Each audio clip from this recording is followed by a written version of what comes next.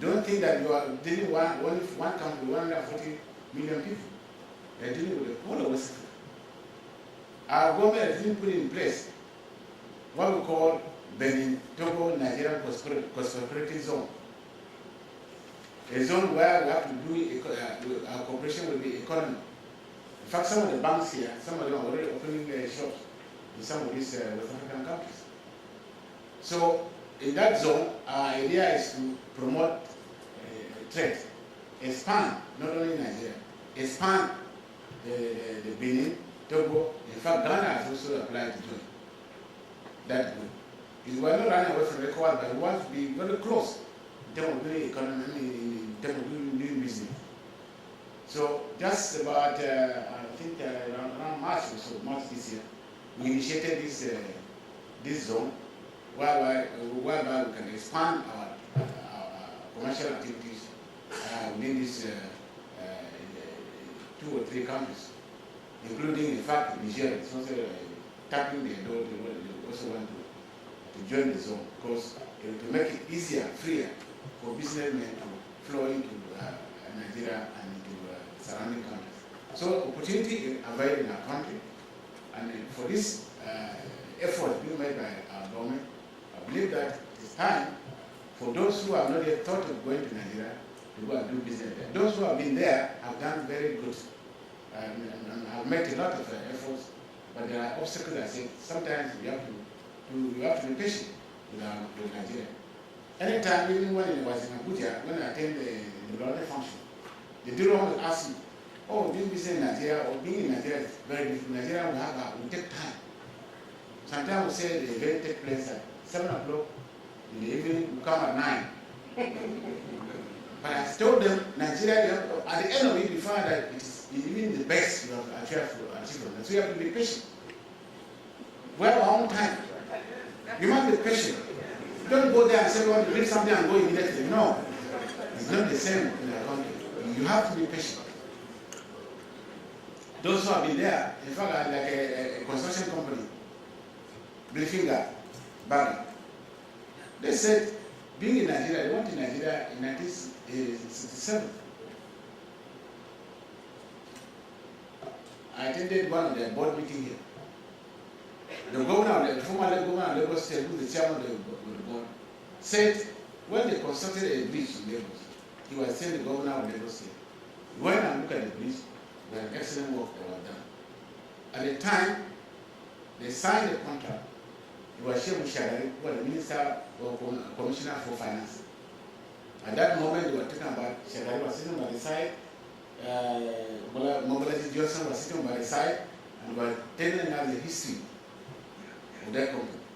The company told us that it is very difficult to be where they are, and it is very difficult to remain there. But they have reaped a lot of benefit by being patient. The German products are of high quality, a little bit expensive, but it is what our people want. Very high quality, a little bit expensive, but don't feel that you are out of competition. No. Nigerians love quality things. Nigerians themselves are quality people.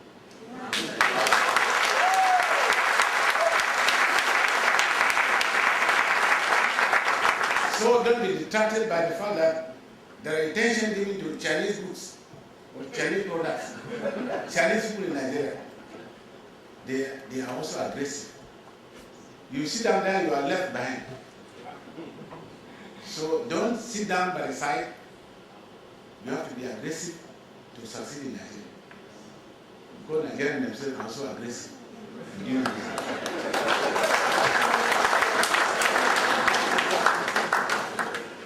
I'm happy to see Dr. Adongabi Williams.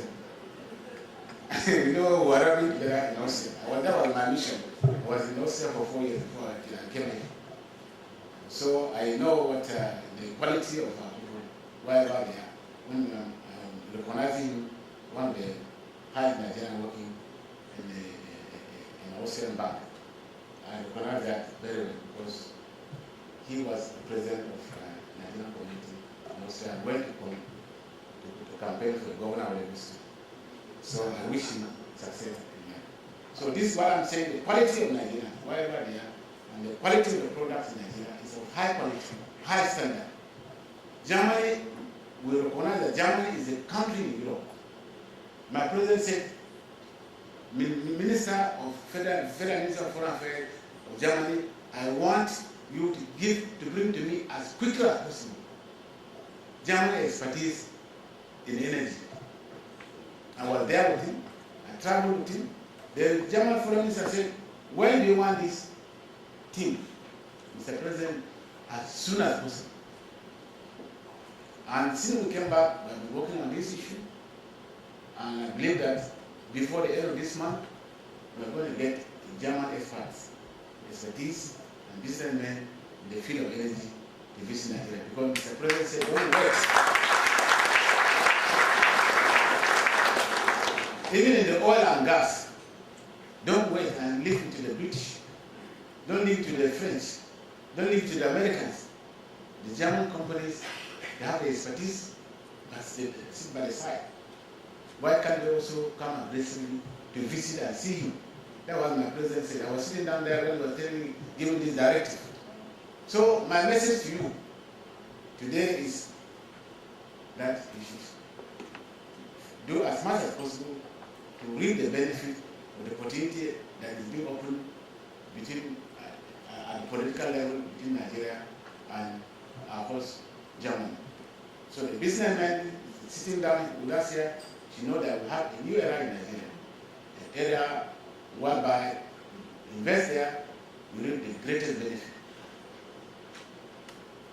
And it is the message I wish this conference, at the end of it, to have a motivation for companies to go to Nigeria, explore the possibility. In fact, we even told the president said, the German companies are already dealing in construction. There are other areas in the economy which you need to also to come and partner with us. Not just in construction, not just road and bridge, no. There are a lot of other things we have to go in and try to explore to find out. Do not leave it to the British, do not leave it to the French, do not leave it to the Americans or the Italians. You also go in there aggressively because the quality of products are of high standard. That is what Nigeria wants to see.